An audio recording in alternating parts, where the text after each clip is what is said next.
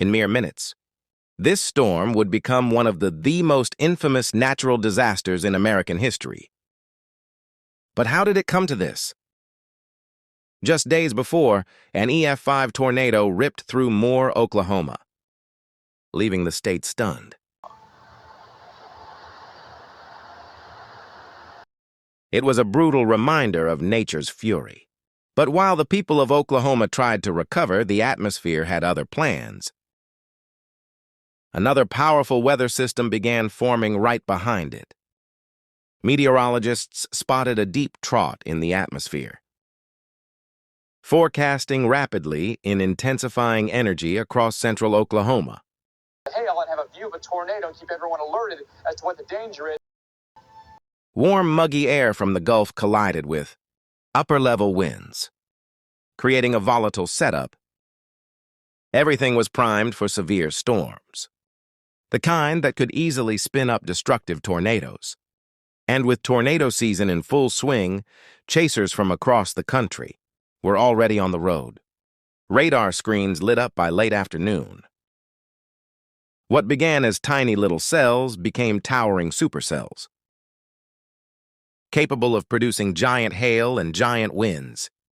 Among those chasing was Tim Samaras, a respected veteran storm chaser known for his cautious, data-driven approach.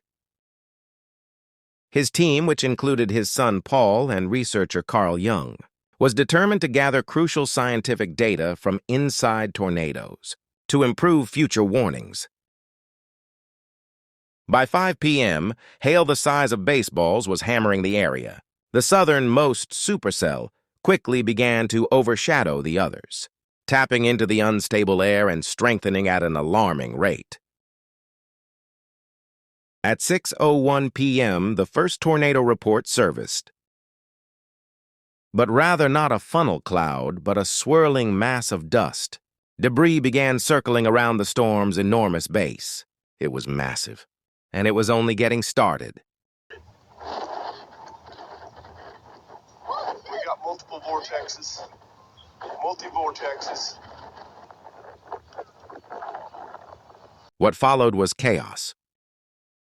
Subvortices, smaller violent circulations within the tornado, danced unpredictably across the fields.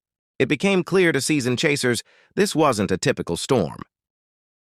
Even more alarming, the tornado wasn't following the normal northeast track.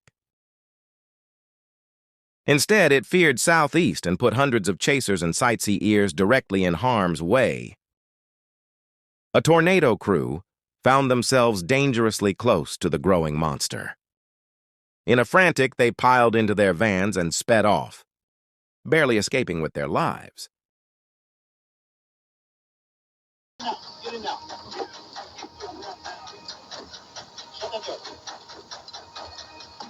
Meanwhile, other chasers weren't as lucky.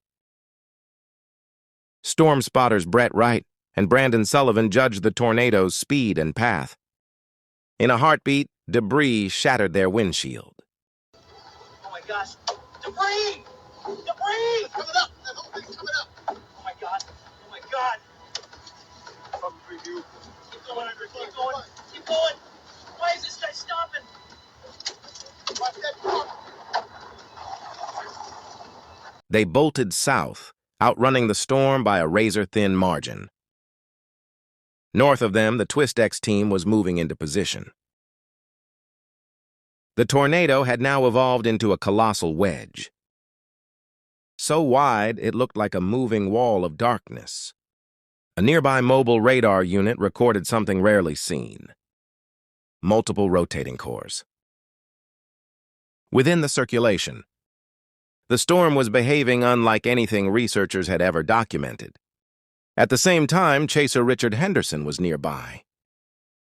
He snapped a quick photo of the tornado and sent it to a friend, before continuing to follow the storm. I'm having fun. I'm riding around chasing storms. It would be his last message. You better stop doing that. At 6:12 p.m., the tornado suddenly accelerated, doubling its forward speed from 20 to over 50 miles per hour. Chasers scrambled to find escape routes on narrow country roads now slipped with rain. Skip Tailbutt, another experienced chaser, noticed something terrifying. The rain bands around them were racing sideways. Was a sure sign that the tornado's winds were closing in. What looked like rain was actually the edge of the tornado itself. I hope all the chasers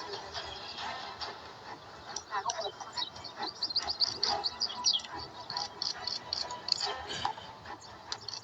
I hope all the people that were swimming are like safe. Yeah.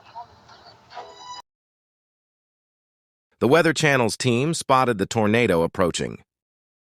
They made a split-second decision to head south, thinking it was their safest bet. But they didn't realize the tornado was expanding faster than any tornado in history. Within a minute, it had grown from 1 mile wide to over 2.6 miles wide in diameter, effectively doubling in size.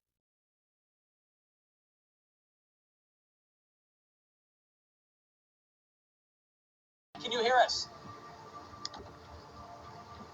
Guys, that's it. Right there.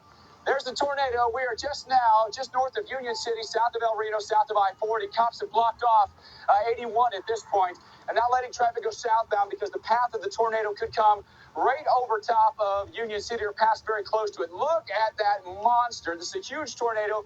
If you live in Union City, south of El Reno, you have to take shelter.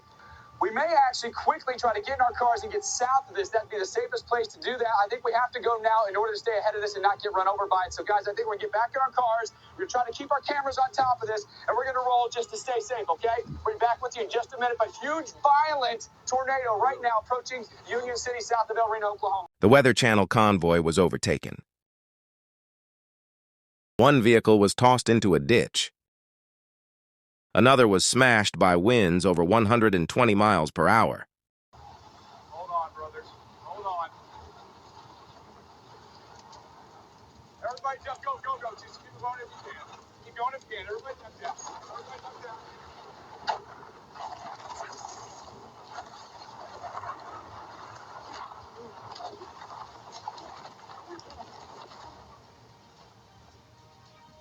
Further north, the Twist X team pressed on. In their final transmission occurred over the radio saying, "We're going to die." Then silence. Richard Henderson, still behind the line of fleeing vehicles, lost sight of the tornado in the blinding rain. It was much closer than he realized. Debris began striking his car, and later the tornado engulfed him. As the Twister crossed Interstate 40, it left destruction in its wake. What is that? It looks like the tornado. The car won't go. I've got to get out of whatever this is. The car just isn't going. 18-wheelers flipped like toys. Cars were hurled from the road. Tragically, a young mother named Maria Martin and her newborn baby were killed when their vehicle was caught in the chaos. At its peak, mobile radar caught winds up to 300 miles per hour. Just one of the strongest readings ever recorded. A satellite tornado spun around the main funnel across the landscape at astonishing speeds. Miraculously, before hitting Oklahoma City, the tornado began to weaken. Had it maintained its strength, the death toll could have reached hundreds. But the danger wasn't over yet. Panicked drivers, storm chasers, and civilians clogged the highways. Unsure of where to go, newscasters urged people to go south, worsening the traffic nightmare. Now, you don't feel safe, go south. Get out of its way. Reed Timmer is on that. Reed, what do you... Had the tornado turned east, it could have torn straight through the congested highways. A worst-case scenario narrowly avoided when the storm lost all its power. By nightfall, emergency crews scoured the wreckage. They discovered the bodies of Tim Samaras, his son Paul, and Carly Young. Richard Henderson's body was later recovered nearby. It was the deadliest day in history for storm chasers. Until then, no professional chaser has ever died in the tornado. But this storm changed everything. The Reno Tornado proved that no matter how skilled, experienced, or prepared you are, nature is unpredictable. Its record-breaking size, erratic behavior, and devastating impact left a lasting impact on meteorology. And a stark reminder of how little we understand about these deadly storms. Keep going. Keep going. Why is this guy stopping? If you enjoyed this video, please make sure to let us know down in the comments, and also by hitting that like button. If you haven't already, please make sure to subscribe. We've got many more videos coming your way.